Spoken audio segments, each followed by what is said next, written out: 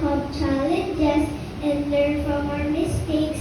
Dear Father Almighty, Teach us, Lord, to be kind, humble, respectful, and to lift each other up. May we lead by modeling good behavior so that others may be motivated to do the same.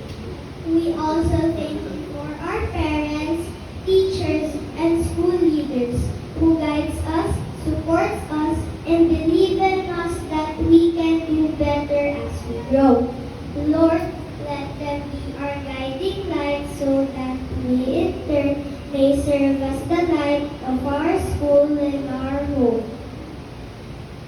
As we move up to the next step of our journey, we know that you are always there, dear God, to bless us with everything, so that we can thank you not only not to excel not only with high academic grades, but with beauty of character.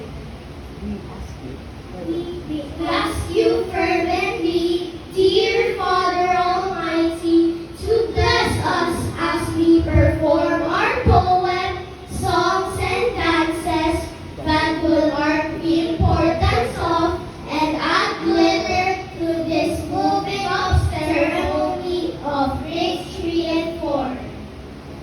In Jesus' mighty name, we all ask these with our hands folded with love and adoration to you, dear God.